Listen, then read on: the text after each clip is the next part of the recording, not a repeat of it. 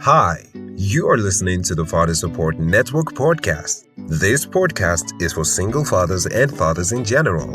On this podcast, we educate, inform, guide, encourage, and help fathers navigate the complex challenges of maintaining contact and healthy relationships with their children after separation or divorce.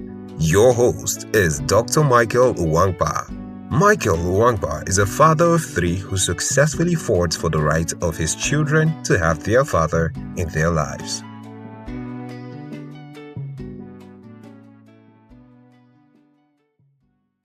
Hello. How it's a happy Thursday. Thank God today is a Thursday. For some reason, I usually just record these videos on Fridays, but today's a good Thursday evening. It rained a bit. It rained not too long. We had crazy hot few days ago. We've been having very hot. I've been having the fan on this couple of nights, but it's rain today, so hopefully the temperature is a bit calmer.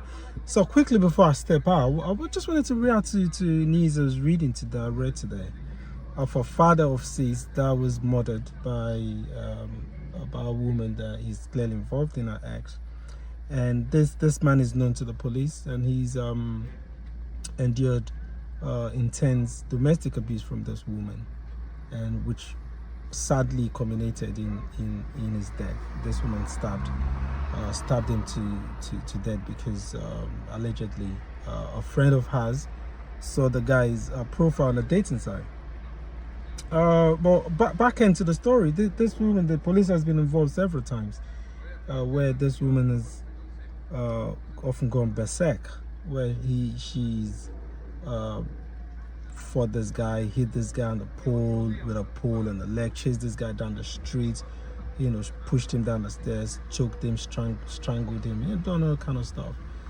But the strange thing, each time police are caught, she's made up lies, cooked up lies. One time, this father of six had got arrested by the police. And then one time she lied that the guy, this guy beat her up, and then eventually she changed her story after 2 years and said that didn't happen, none of that.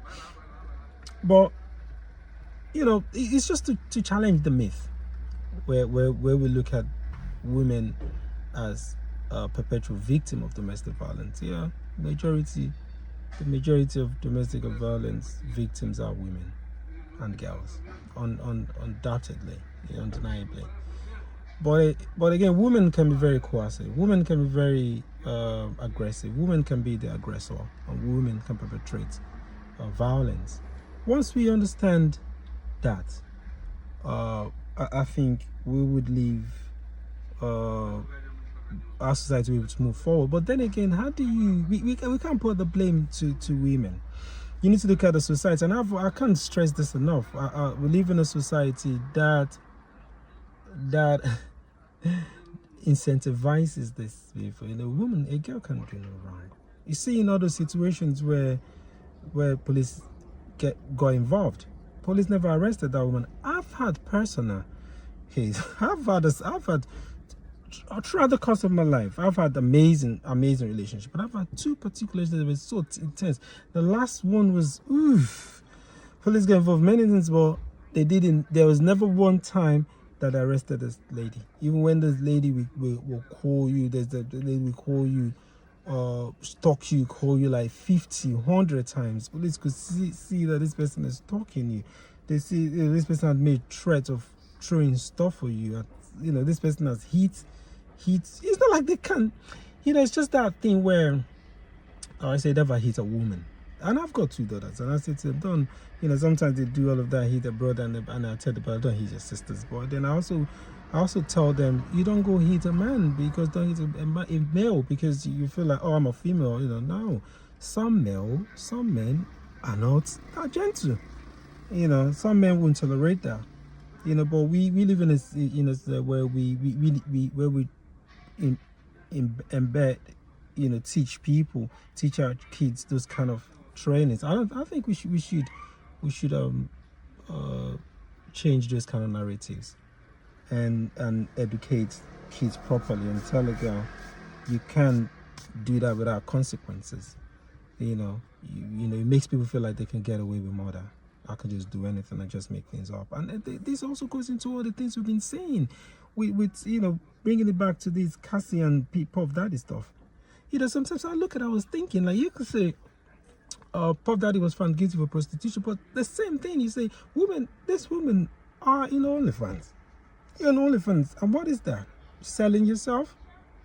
And who are the customers for this? And then I've heard in this country where someone says you need to penalize people that are going to procure sex. Now, there's something called invitation to buy once you open your shop.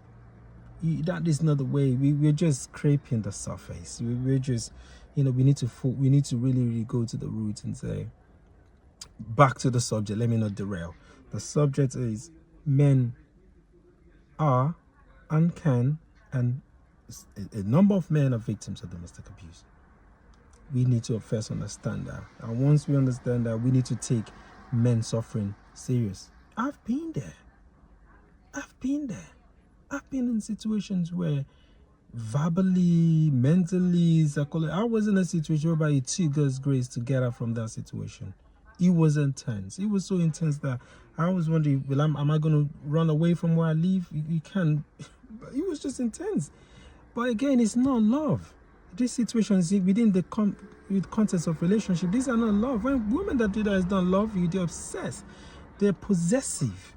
And trust me, majority of those women are cheating. A woman that is doing that is cheating emotionally. Is entertaining other men, but they feel that they own you. I've been in a situation where a woman is right in front of me, chatting to another man, disrespectful, but she's more bothered about who you're chatting with. What is in your phone? More bothered about my phone. But that's the same person that, right there chatting, entertaining other men. So that tells that those kind of men, they reclaim love for you. They are possessive. Once you see, so I've learned from my experience. You would say they come sweet when you meet them. They're so sweet, so gentle, so love. You could have chemistry in other things. They're usually very nice persons in other ways. They might be very caring in other ways, but listen, whatever is going to steal your peace of mind, whatever is going to steal your joy, whatever is going to snuff life away from you, it's not worth it. And now you're gone. Those 6 children are there. This guy has 6 kids. They've lost the father. To and that woman is going to go on to another man. Nobody owns. I wasn't born into this world with another woman. So if you love me, you better just love me. It doesn't invite, it doesn't give you the license to control me. You see someone that want to control you. It starts like this. I met someone, and then when someone doesn't respect boundaries, you need to know that they are controlling. When you tell someone calls on the phone like, I'm busy, and they're like, who are you talking to? There's a girl there. Cut that person off. Cut that. It don't matter how beautiful they are, it don't matter how they make you happy in other ways. Cut them off ASAP.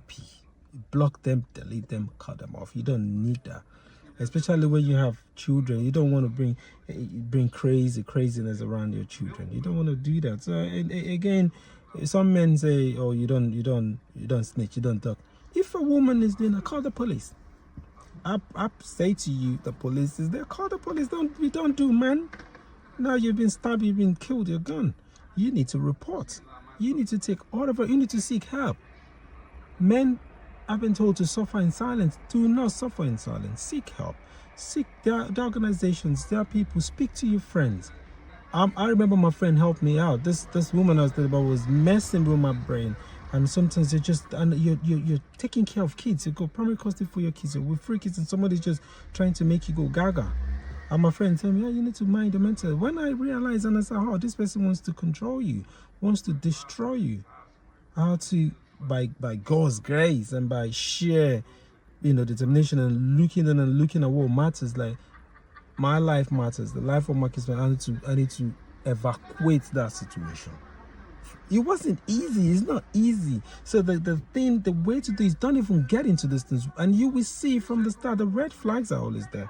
Once you see it, run without looking back, because I tell you, a narcissistic woman is far worse than a man that is narcissistic.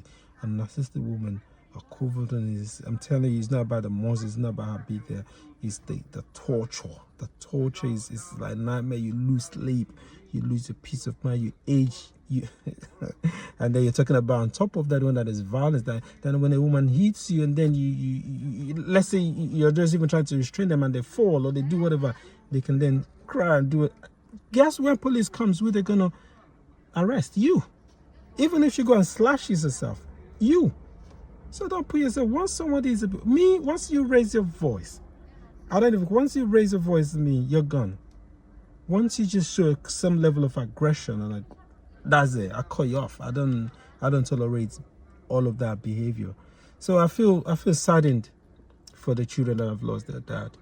But again, I urge the society, let's start from these places, the society to correct this narrative. Let's one way, our education in the home, in the school, we need to correct this narrative. We need to teach girls and boys are probably not to boys, not girls, that there are consequences when you do this. We need to we need to disincentivize this kind of behavior, and we also need to understand that men also suffer. Men go through abuse, and then we start beginning to see the changes we want. But like I said, the majority of women are victims, but men are also victims. But okay, I'll leave it as that, and I always, as usual, pray for a good society, healthy society where genuine compassion lives. If love thrives, good. If it doesn't work out, there's always another person for you. Always remember that. It's not a do or die affair. All right, bless.